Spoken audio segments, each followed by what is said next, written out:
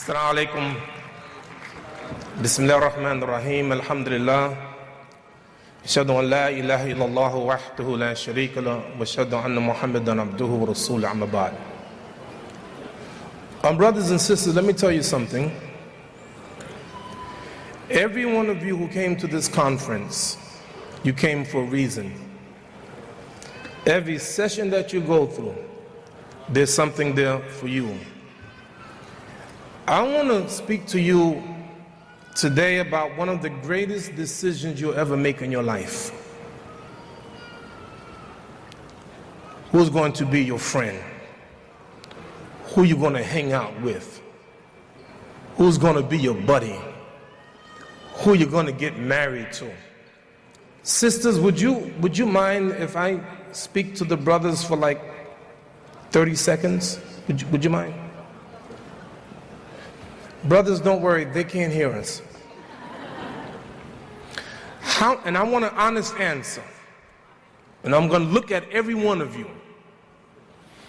How many of you like and are attracted to women? Raise your hand.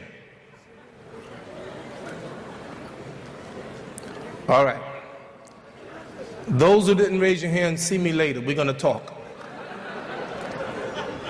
According to the World Health Organization, every day, intimacy happened between men and women 100 million times a day on this earth. That results in 850,000 conceptions a day. That results in 350,000 sexually transmitted diseases a day. That results in 150,000 abortions a day. Who's your friends? Who's your buddy? Who do you hang out with? The Prophet, peace and blessing be upon him, said this, and don't you ever forget it. المرء على دين خليلي فينظر أحدكم من يخالل. A person will follow the religion of a very close friend. Therefore, let every one of you be careful of whom he shall choose as a friend. Who's your friends? If you tell me who your friends are, I can tell you a lot about who you are, because you will be influenced by your friends. Might I recite something from the Quran to you that will be recited by someone in the hellfire and Yawm al-Qiyamah? Listen to these words and never forget them. يا ويلتى ليتني لم أخذت فلان خليل لقد عدلني عن الذكر بعد إذ جاءني. Oh,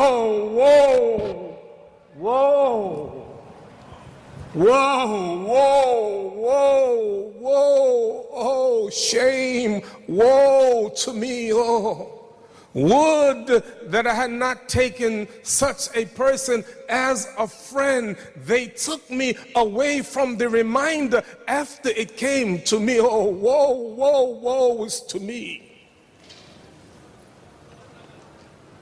Brothers, listen to me. You listen carefully. You better be careful who you choose as a friend. Last week, I'm in Phoenix, Arizona, getting on the plane. And I was one of the last people to get on the plane.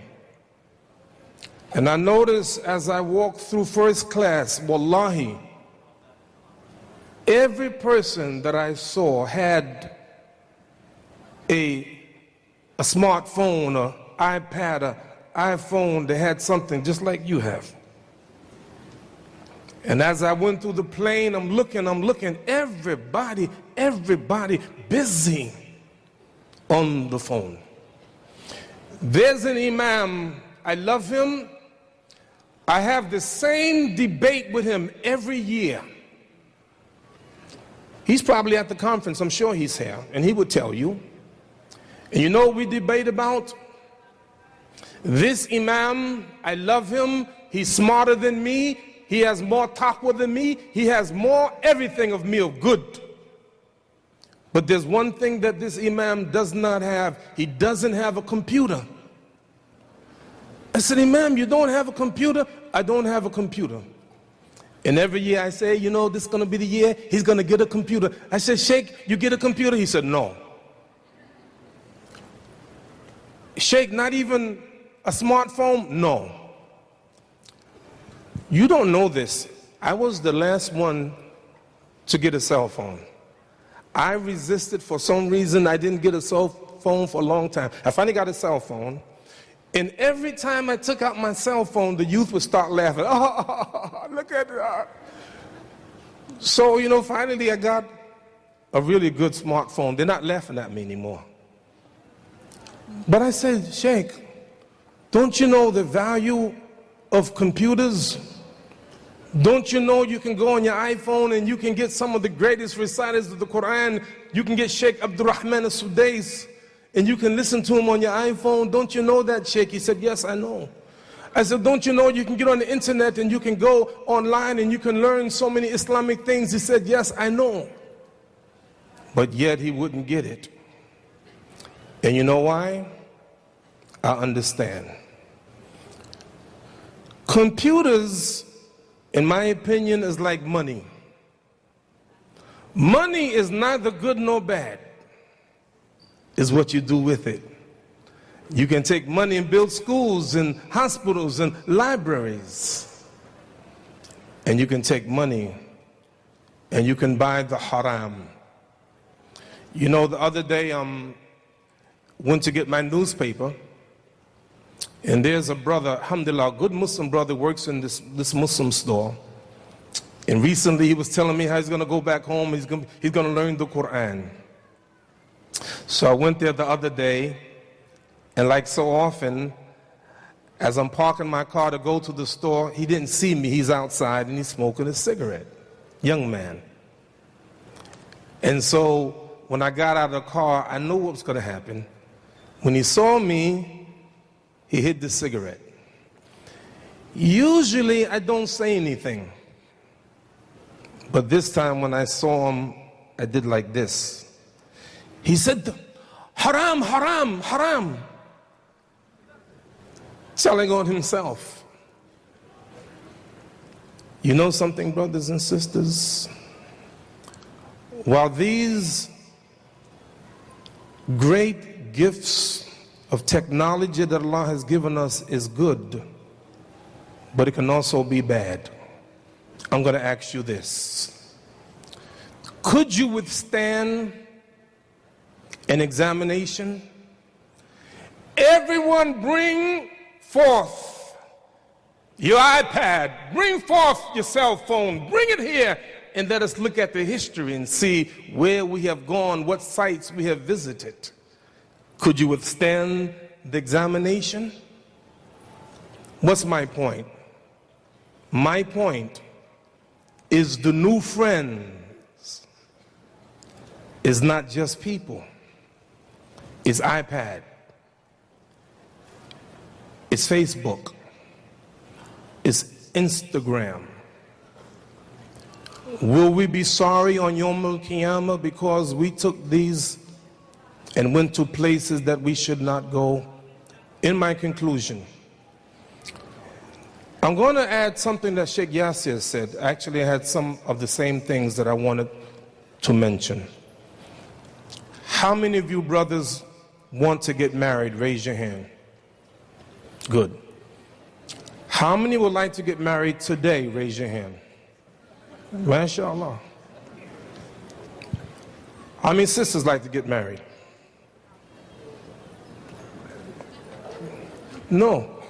Naeem, I'm of the opinion that when we have these conferences, we have to find a way to get them married. Some of them, I'm telling you, come here to get married, to at least look. And they're looking. Why not help them? Let me tell you why I say that, and then I'm finished. Who you choose as a wife is one of the most important decisions in your life. Can I help you? Would you like for me to help you? My young brother there, would you like for me to help you? No? Inshallah. Let me tell you this. Think about Prophet Muhammad, peace and blessing be upon him. Which companion is called Dhur Nurain? Dhur Nurain, the possessor of two lights. Which companion? Uthman. The Prophet Muhammad ﷺ married his daughter to Uthman, and his first daughter, she died, then he married his second daughter to him. Umar radiallahu anh, when the husband of his daughter Hafsa died, he went to Uthman and said to Uthman, I'd like to marry my daughter to you. Uthman said, give me a couple of days and let me think about it. And about 3 days later, he said, no, I'm not in the position to do it right now. Then he went to Abu Bakr and said to Abu Bakr, I'd like to marry my daughter to you. And Abu Bakr remained silent, and a few days later, he says, I'm unable to do it. And then the Prophet Muhammad ﷺ, he came to Umar and said, I want to marry your daughter Hafsa. And he married his daughter to the Prophet ﷺ. A few days later, Abu Bakr, he came to the Prophet, came to Umar and said, maybe you were mad because I declined your offer. He said, yes, I was. He said, the reason I declined is because I know that the Prophet had mentioned her. And had the Prophet not married her, I would have accepted your proposal. Now, what do you learn from this? What do you learn? What do you learn from this? One of the lessons that you learn is that it was Umar getting his daughter married. It was the Prophet getting his daughter married. Wait a minute, what are you saying? You saying arranged marriages? Is that what you're saying? Not quite, but I can tell you the truth. We have choices and we've been messing them up by ourselves. My point is, brothers and sisters, and my conclusion is that we have to make better choices of whom we marry. Allah gives us a hint in the Quran, finally. The Prophet said, La nikaha illa biwali. There is no marriage without a wali. Sisters, be careful. 95% of Muslim children go to public school. Who are your friends? Sisters, can I tell you who's in the public school? Bubba and Slick. Yeah, you met them. Salaikum salam, sister. And they're going to try to rap to you. And you know what Allah warned you in Quran? لَا تُنْكِهُ الْمُشْرِكِينَ حَتَّى يُؤْمِنُوا.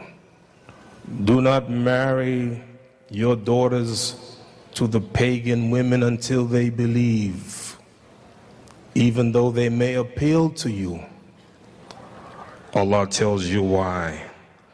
أُولَئِكَ يَدْعُونَ إِلَى النَّارِ.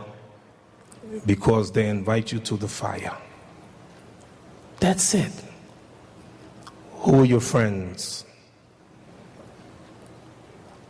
My recommendation today, as I sit down, unfriend some people for your good. Make sure that the people that you're with, as the Prophet gave the example of a man who has perfume, a musk, and go into the store and just to smell the musk. Sometimes I see a brother and I give him cheeky. You know why I do that? Because of the musk that he has. Smells so good, I do it again. And you know what? Go into a store where they sell perfumed, lovely smell. And even if you don't buy anything, you feel blessed. Being around these Muslims are blessed. All these brothers say, I love them more than you can ever imagine. So brothers and sisters, please be careful. Al-maru ala dini khalili fayandur ahadukum man yuqalil. A person will follow the religion of a very close companion. Therefore, let every one of you be very careful whom he shall choose as a friend. Assalamu alaikum.